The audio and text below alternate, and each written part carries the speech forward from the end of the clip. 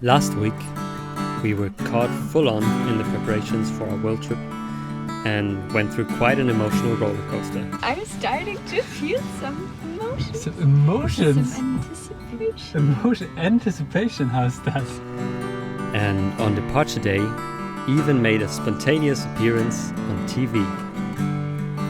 And now, after having given our family a big hug at the bus station, we were sitting on the night bus to Paris and couldn't wait to finally set foot on our boat and meet the crew that we would spend the next 5 weeks with. Freaking made it.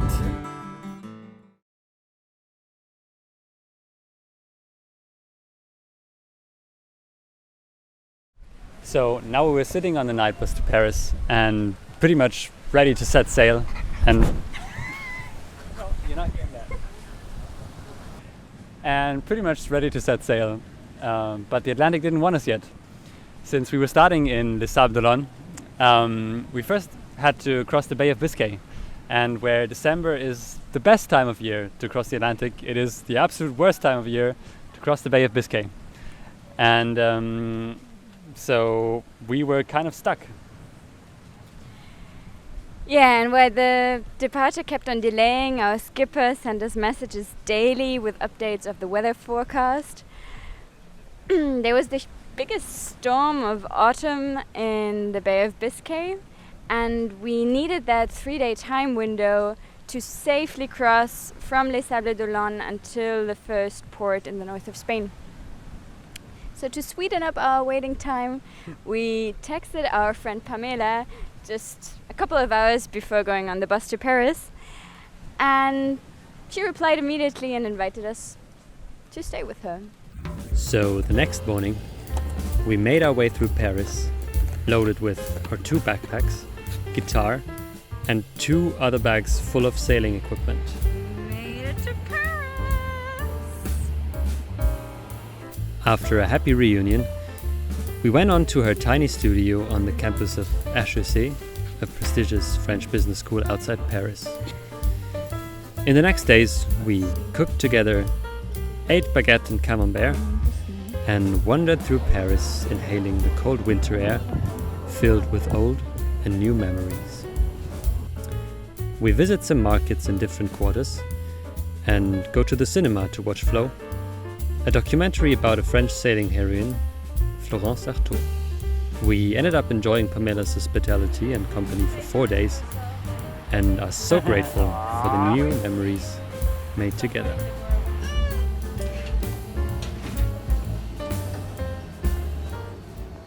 Now it's going to Nantes.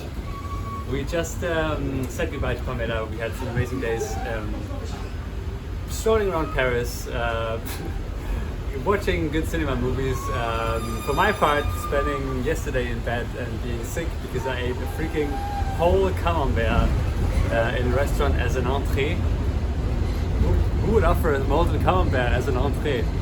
Well, I ate it anyways and I got sick, so I puked.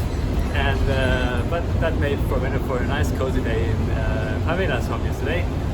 Now it's going on towards Nantes. Nantes is closer to Les Sables-d'Olonne, which is where we take off from. And so there we're going to meet Naima, which is a friend of one of Nina's best friends, or the girlfriend of one of Nina's best friends. And so there we will stay and wait until we can actually finally leave.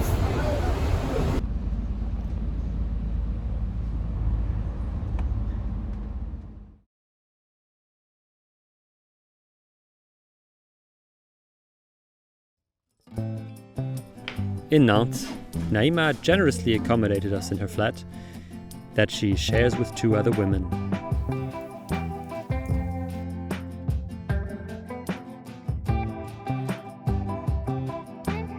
We got to enjoy a last bit of city life, strolling through town and even getting some work done.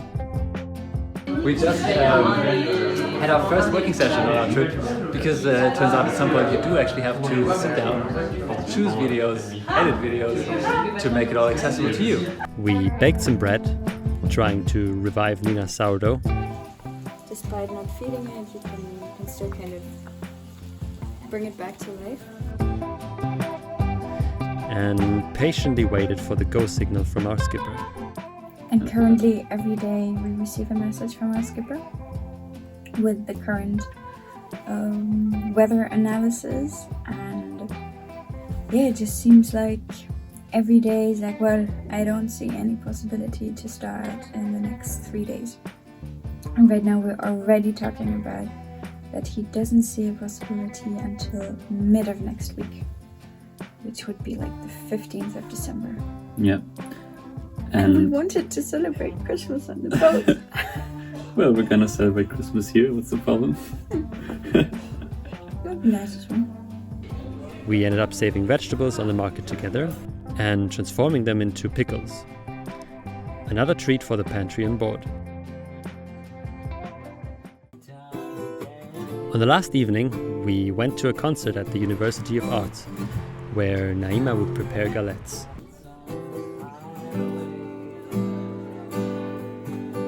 And then, finally, the day had come. On Saturday, our skipper John called us all in to Les Sables-d'Olonne.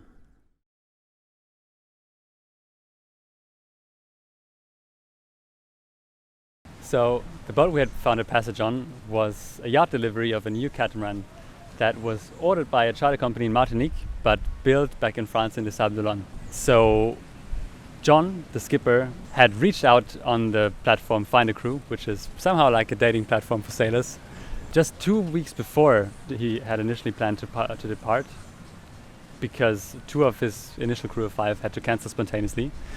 And so that was during our time in Gozo, when we were still preparing and looking out for options how to find a boat. And then I looked at this offer and I saw, okay, there's a brand new boat with a professional skipper with all safety equipment already on board and only expenses to be paid.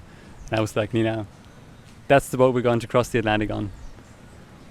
Yeah, and that was in the afternoon, and just on that same evening we had a phone call with John, where we were just both sitting there like, yes, yes, yes. And after about an hour where he told us everything about the situation and the conditions and so on, he said, well, we can sleep over it, think about it, and get back to him tomorrow, because he'd need a reply quite soon. And we were just like, listen, honestly, we know that we want to come with you, for sure. And so the next possible option to cross the Bay of Biscay was still 4 days away at that point. But there was an option to do a shakedown cruise, which is like the first time a new boat goes to sea, but northwards. And you're like, what, northwards? But there were 2 points that were quite convincing for that. The first one was obviously a shakedown cruise is super useful when you're a new crew, a new boat, and you have quite a rough passage in front of you of 3 days. And so that would allow us to do 1 day where we could just figure out the dynamics in the team and also if the boat was all right. And the second was we would even get a better wind angle if we started further north and then descended south. So that's what we did. So once more, we pack our stuff and hop on the train, where we meet our skipper for the first time. And then, after another hour standing in the packed train and half an hour's walk with full luggage, the moment had come.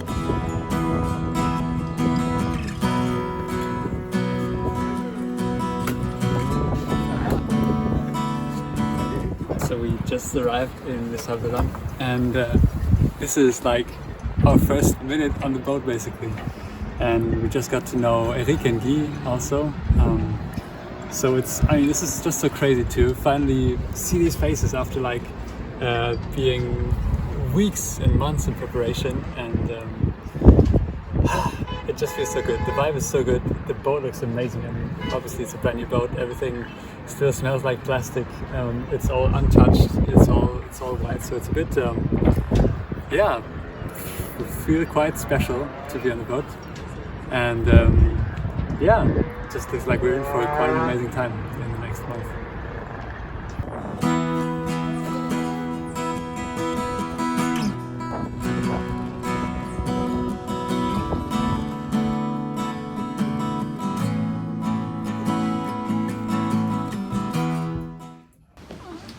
So we're where do we pack our bags? We just entered into our new home for the next 4 weeks or more. It was a bit hard to find, we just had to remember, okay, it was the cabin on the left side in the back. And we even have our own bathroom. Aww. Do we have light? No, here. Okay, let me see. What the hell? So this is more space than we have ever lived on during any journey. So it feels like a big upgrade. Crazy. The guys are checking all the other things.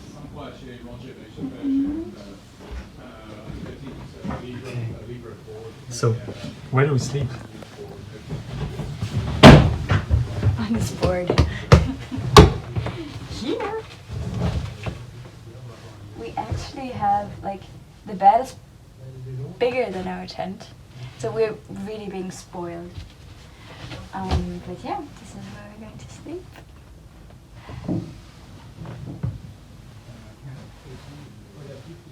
We have direct sea view.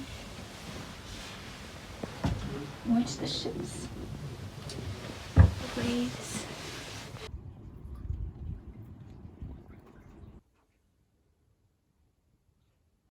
So today is our first day on the boat, and today we got a first hint on what is actually waiting for us, because after breakfast John did a very intense briefing with us. These clips, you may not have seen them before. They're safety clips, so you have to, pull one part down and then you can open it. The bulkheads that I was talking about divide the boat, so these are vertical walls in the boat. About what happens if the boat turns upside down and how you can actually then climb out of the boat by removing part of the stairs, and about how the lifelines work, the different shooting utensils you have to actually say, hey, our boat is sinking, and you can shoot some smoke in the air so that the helicopter will see you better. We also learned that the biggest risk, or the reason why most people die on a sailboat is, especially men, is because of peeing aboard, because then they just fall in the sea. Yeah, now we just had lunch, and we will have a look outside to practice a maneuver of actually embarking, disembarking, mooring. Alors c'est la même chose, c'est mieux de mettre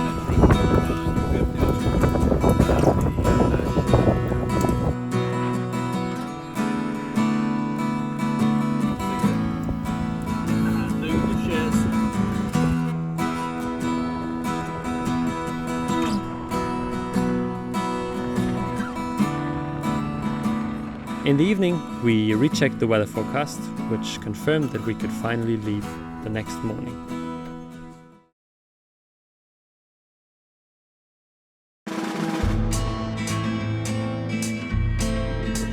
By Monday morning, boat and crew were ready to face the fierce conditions of the North Atlantic for the first time.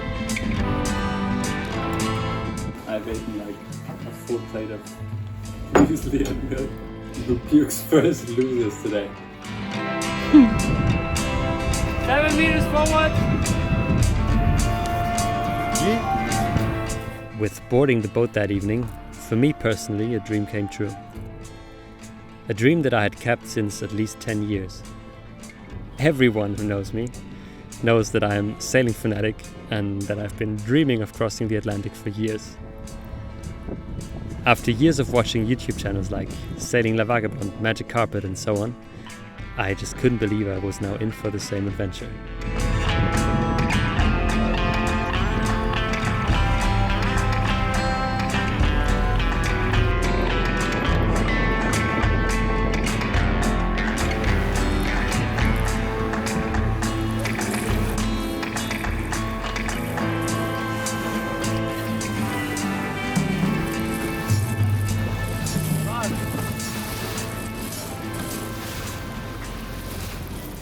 We're hitting the first waves. See? It feels so good.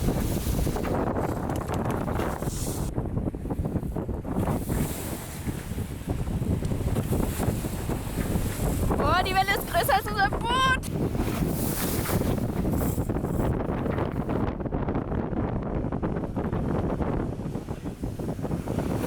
Okay.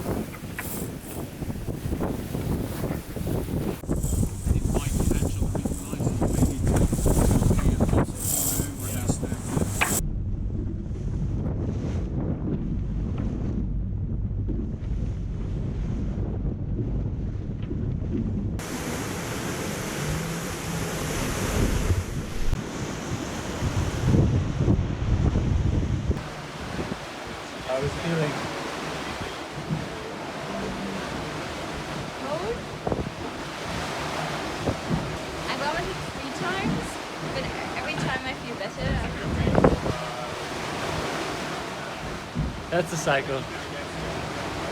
How many times did you vomit, Nico? 4. No. You sit there, you feel good, and you don't feel good anymore. You run towards the edges of the boat. You puke everything that's in there. You feel better for like 10 minutes, maybe 5 minutes. And it starts all over again. Keep watching the horizon. Miserable.